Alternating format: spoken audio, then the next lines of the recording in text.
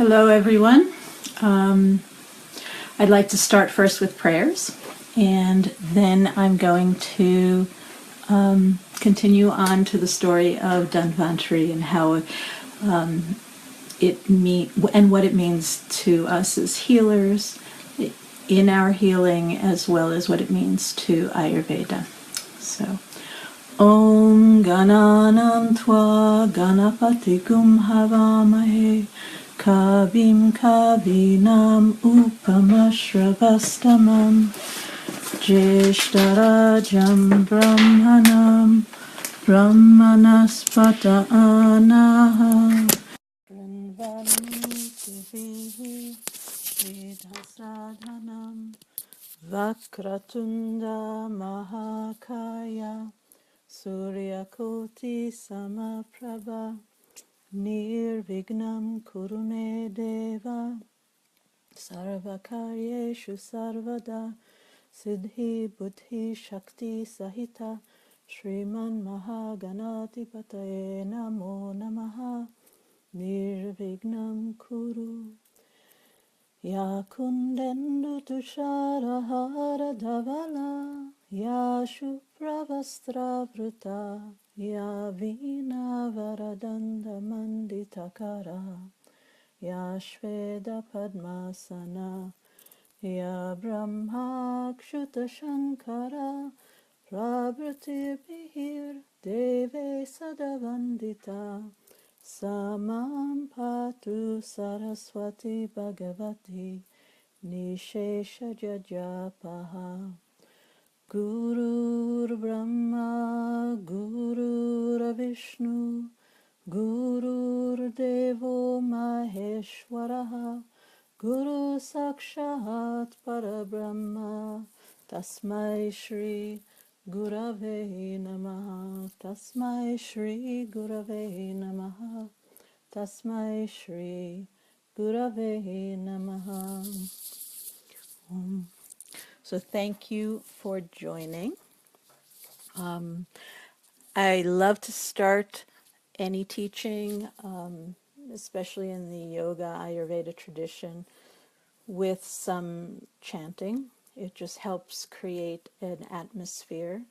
The three chants that I have done is in the tradition of the Ayurvedic Institute and Dr. Ladd. The first one is to Ganesh to remove all the obstacles that may occur. We're now in Mercury retrograde using technology, so fortunately it's working. Secondly, the second prayer is to Saraswati, and she helps us in wisdom, so and speech and the arts. So I'm hoping that my speech is gentle and that you can understand what I am saying clearly, and feel free to ask any questions so that I can maybe channel or perhaps just answer your questions. And thirdly, a prayer to the Guru. And the Guru is not necessarily a human being, but it is to the higher self. It could be a human being, it could be your parents or any teacher around. So today I'm really excited. I've decided to speak about the arrival of Lord Dhanvantari and the churning of the ocean, the Milky Ocean. It is one of the creation myths, if you want to call that, or a teaching story for Ayurveda, and actually for most of the Hindu pantheon of stories.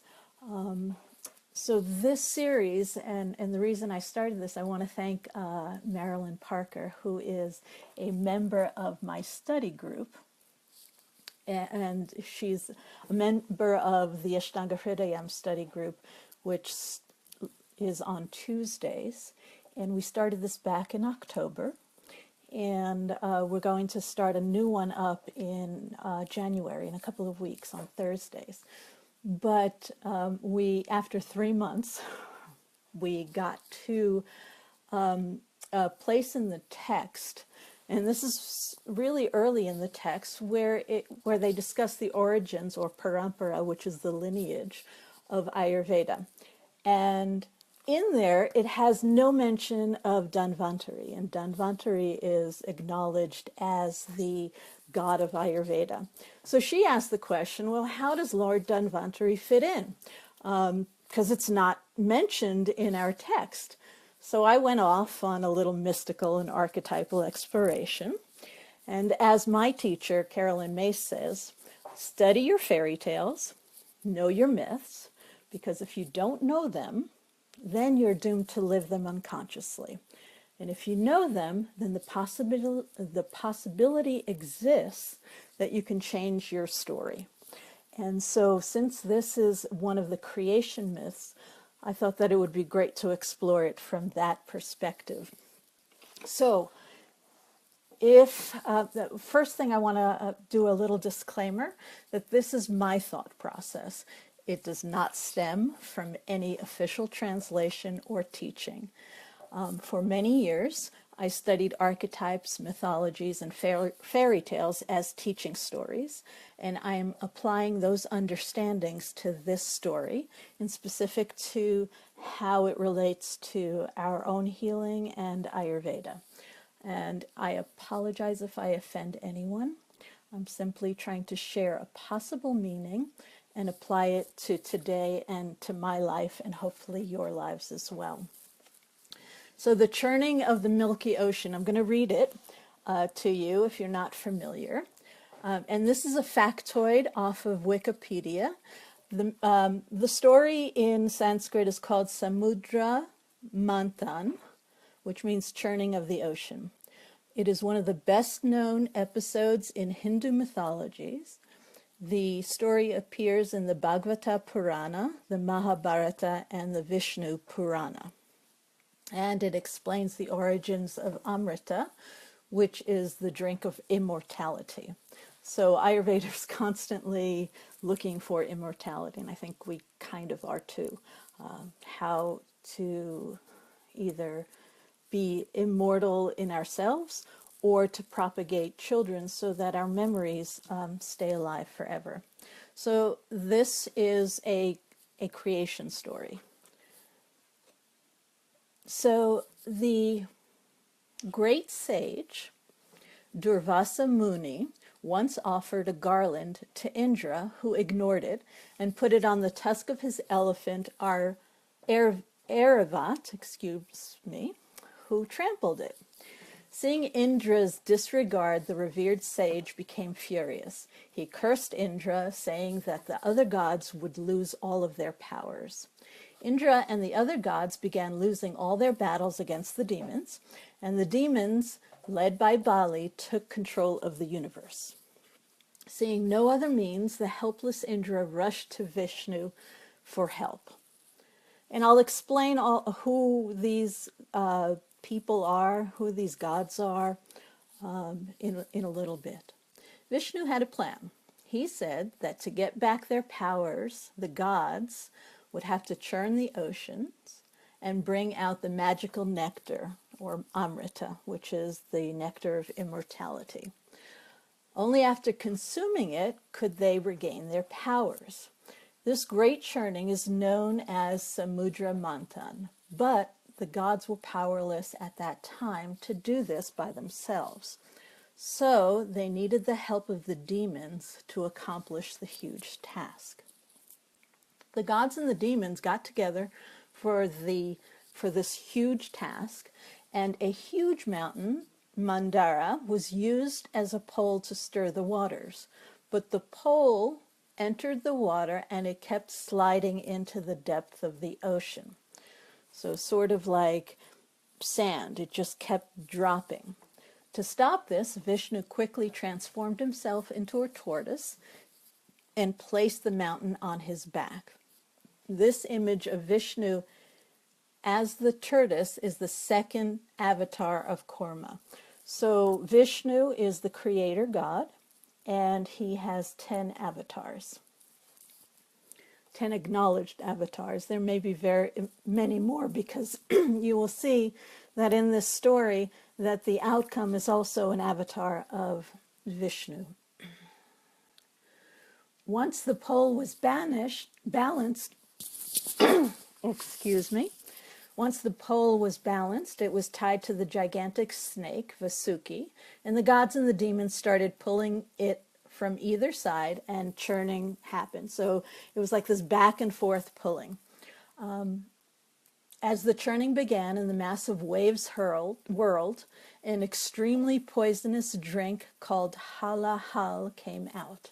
The gods became scared because this blue drink could destroy creation. They all got together and prayed to the powerful Shiva to help them. Shiva appeared before all and gulped the entire poison, but he did not swallow it. He kept the poison in his throat, and since then, Shiva's throat became blue, and he became known as Nilakanta, or the blue-throated one. The churning continued and poured forth a number of gifts and treasures.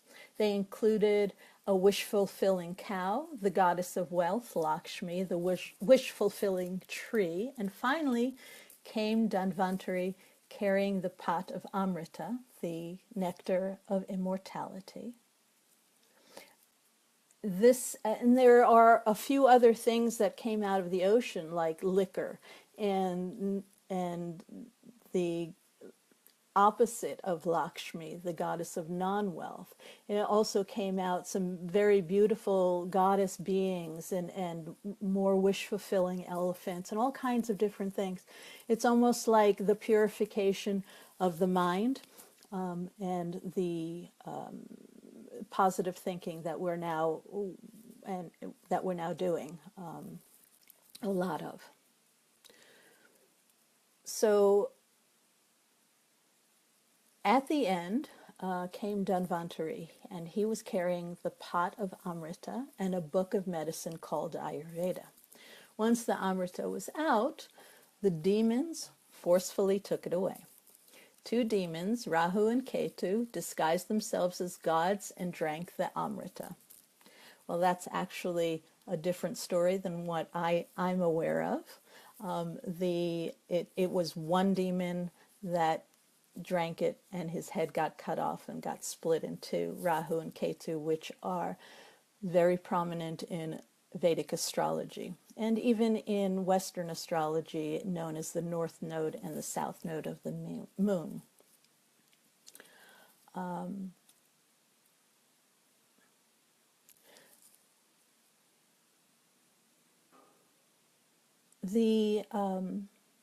A great war after this followed between the gods and the demons, and Vishnu, because they were trying to get the Amrita, Vishnu disguised as Mohini. So Vishnu again turns into another kind of being, and this is a woman, and he's got the Amrita. So Dhanvantari is gone, and Vishnu, disguised as a woman, or is transformed into a woman, has this, and they have a party, and he starts drinking. He starts serving the Amrit to the gods, but not to the demons. And this is how Rahu and Ketu come about, because one of the demons sits on the sides of the gods, and he gets a sip of this. So that's basically the story up until Dhanvantari. And I'd like to interpret this from a mystical perspective as well as our own perspective. And thank you, Amy, for sharing this. And hi, Megan and Denise. Really appreciate you guys showing up here. So the interpretation is like this. The great sage, his name is Durvasa Muni, and he once offered a garland to Indra, who ignored it and put it on the tusk of his elephant, who trampled it. So Durvasa is a sage who is said to eat only grass and does great tapas, or austerities. He is known for his quick temper, and he has a great power of will, but he can get easily offended. I think of this as people who are super willful.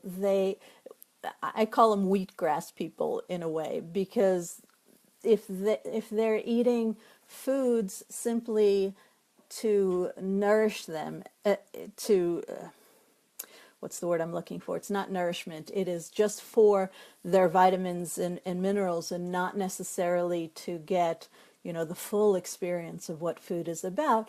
They tend to get very willful, and they tend to sometimes be really strong, and they can get easily offended if you say, hey, wait a minute, do something else. Not to say that they're doing anything wrong in having the wheatgrass, or just juicing, or just the raw foods, but they get very defensive about that. And we all get really defensive about the types of food that we eat and how we want to eat it and how it should be eaten. But that's not the point of the story. The point of the story is that with a lot of very high-level, willful structure, without playing a little bit, we get very, very strict, and we get very, very judgmental of others who are not doing things the way we do things. So this guy was very pleased with the way Indra was. Now, who is Indra? Indra is the god of gods, and we're talking demigods. Basically, not necessarily the highest self, the creators, but he is the lord of the senses and the elements. And from a consciousness level, you could relate Indra to the mind and ego. So he's got mind and as well as ego. On his good days, he is wonderful. He's clear seeing and whatnot. But when he's connected with the ego, he becomes a little less than that. And all of these stories are about how the connection of the gods with the ego and forgetting their place and who they are, that's when the demons begin to start taking over. So who are the demons? The demons can represent the ego. The demons represent the connection with I, me, and mine. And the demons can have a lot of reverence for the higher self, but eventually gets turned too. So it is said that we all have gods and we all have demons within us. So Indra, in the beginning of the story, doesn't appreciate the gift that was given through a lot of hard work. So eventually, it's kind of like us. Wow, we've got something. We worked really hard for it. Okay, it no longer satisfies. Oh, somebody else gave it to me. It's not exactly how I like it. I'm going to give it to somebody else, or maybe I'll just put it on a shelf and just let it sit there and not actually use it. So this is exactly what Indra did. He took this gift. He said thank you and gave it to his elephant. And his elephant does what elephants do. He tramples on it. And Durvasa, this great sage, saw this, and he got upset. And so what does Durvasa do? He literally will curse Indra. So in our lives, when we translate this to ourselves, it's not that we are specifically cursed. It is just that the power that we received through great striving, through great goal making, it dissipates. So I think of it in my personal life.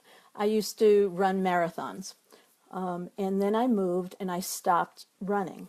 And in my head, I thought I could run far, but my body no longer could do it. So what I did was I sort of wasted that time frame of when I really trained a lot, and I just put that on the shelf, and my head said, oh, I can do this, I still am, whatnot. So we do this with ourselves, with all of these gifts that we work and strive really hard for. So we constantly have to work with them.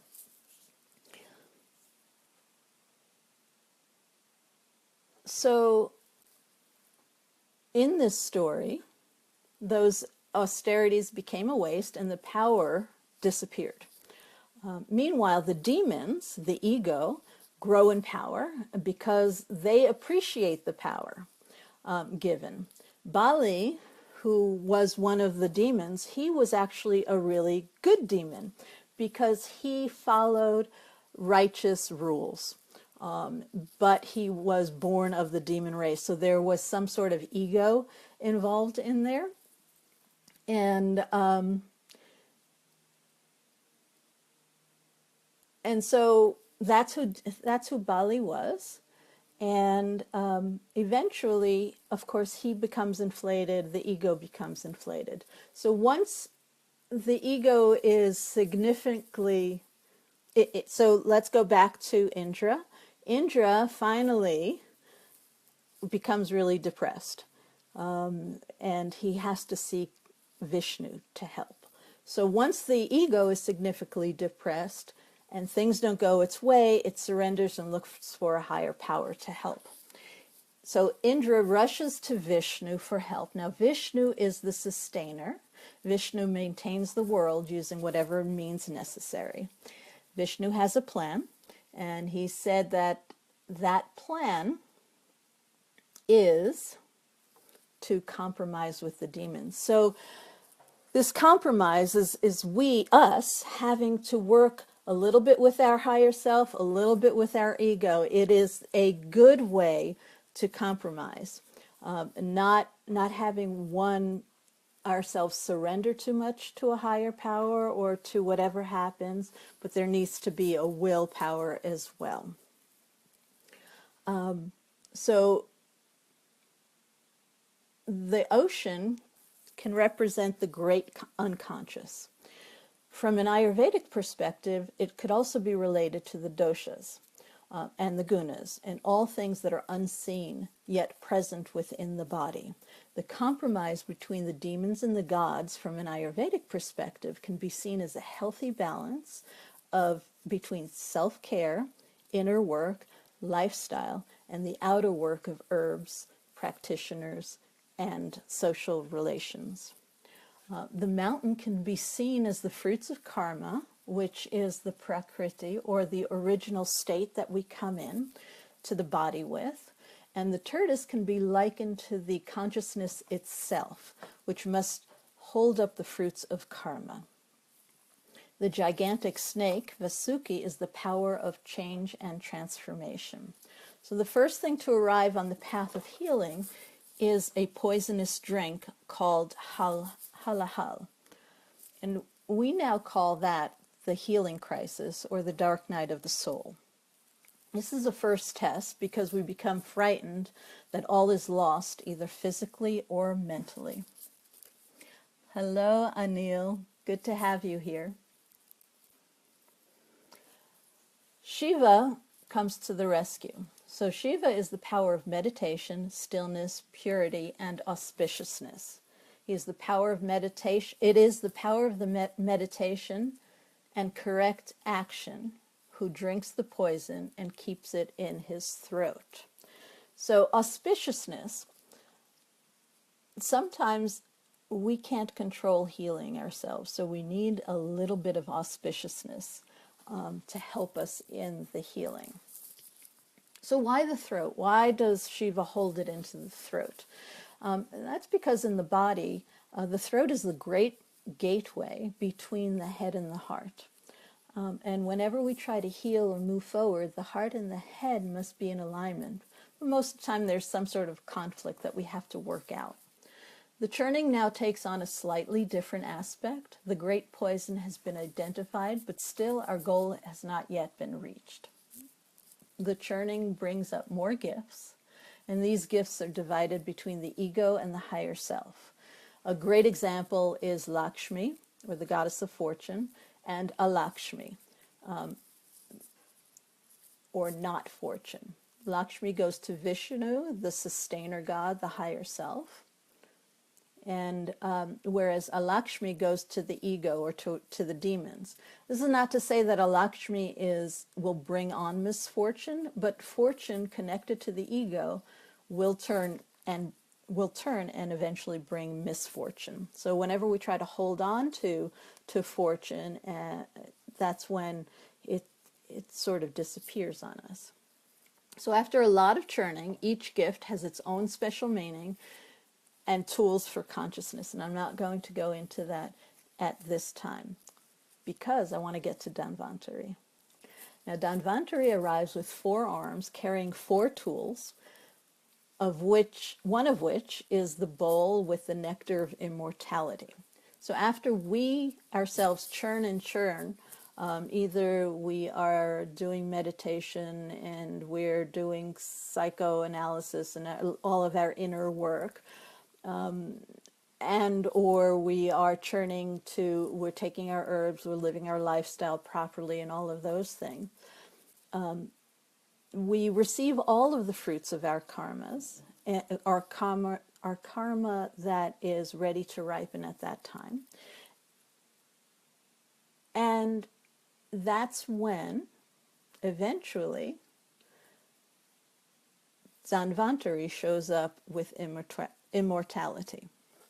Okay, so what does that mean for us? Immortality does not necessarily mean that the body lives forever. It means a level of consciousness and clarity in which, hi Kathy, a quality of clarity and consciousness that allows us to move forward in life, whether the goal is health or the goal is ultimate freedom. So now, for me, came another dilemma. So Dhanvantari, in some images, carries the book of Ayurveda, a conch, a rod, herbs, a leech, and of course the bowl of nectar. So there are 6 items and 4 arms. So we're constantly switching between 6 items, 4 arms. So how could he possibly carry all of those, and what does that have? What kind of meaning does that have for us mystically and consciously? So let's first look at those tools and what he's carrying. The disc, the conch, and the bowl are often held in the upper 2 arms, meaning that these are the tools of the higher self. And the disc is often seen in the hands of Vishnu because it cuts off the heads of the demons, meaning that it's cutting off the heads of the ego so that there is some sort of surrender to a higher self. The conch is always used to signal the beginning of things. It is also used as a tool for drinking something. Whether it is milk or some sort of a nectar, it's meant for healing purposes on a higher level. And in this case, when the nectar is held in the upper hands, it's relating to the soul and not the body. Okay? The lower arms now will carry herbs, a book, leeches, and the nectar. So these are things that we need in the physical world. The book is the text of how to maintain life. It is the book of Ayurveda. The herbs are the medicine. The leech is meant to transform blood or pitta, which is heat in the body. As science is now telling us all the time, inflammation, reduce inflammation, you will not have any disease. So here Ayurveda is already, right from the start, from its very early beginning mythologies, talking about inflammation and how to reduce inflammation. And the nectar in the lower arms doesn't necessarily mean the nectar of immortality, that we're all looking for, but it really means nourishment in the physical sense. So it's more about food proper foods, clean foods, healthy drinks, and things like that. So Dhanvantari arrives on the scene only for a few moments here, and it's really a story of the gods and the demons in this never-ending battle between consciousness, ego, and the unconscious. Gods don't really need to be immortal. They already are. All we do is whenever we think of them and we put our attention to them, that they come alive, they stay alive. And demons don't really need to be immortal because they resurrect themselves. They have a mantra to do it, but the demon in us resurrects itself constantly, our ego. So we're constantly battling that. So it's really about how Dhanvantari, in this case, when we're talking the story of medicine for the gods, it's really about how do they resurrect themselves and how do they become a better them than rather than death and dying, because that's kind of like a silly concept as far as the gods are concerned.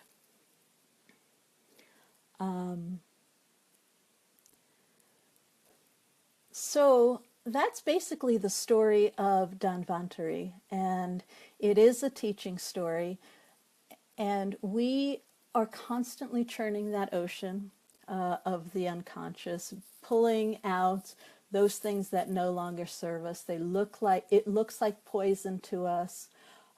It is held in our throat so that it doesn't poison the heart or the mind. And finally, we move forward. Later on in the week, on Saturday, I want to talk about the other origin story of Ayurveda, which actually has no Dhanvantari in it. It speaks about the parampara, the heritage of how Ayurveda starts. And again, it's somewhat a mythological story and somewhat not. So it's about the creator God remembers Ayurveda. So Ayurveda from that story has always been and always will be. So we as people who live, or anything that lives, we will always have a way to heal. And it's not necessarily the study of herbs or methods, but it's also the study of consciousness, as this particular origin story tells us. So we're constantly of two minds, one that works with the mind and the consciousness, and the other part that works with ourselves. So I really thank everyone who joined, and I will see you all on Saturday. And if you want to join that Ashtanga Hridayam group that I spoke about, I will leave all over the place. I will leave some links as to how you can join. There's also links to a study of those mantras that I first started out, and a recording of this will be living there as well. So thank you. Namaste. And just a little parting mantra. Om Purnamada Purnamidam Purnat Purnamudachyate Purnasya Purnamadaya Purnameva Vashishyate. Om Shanti Shanti Shanti. Thank you, everyone. Have a great day and a fabulous week.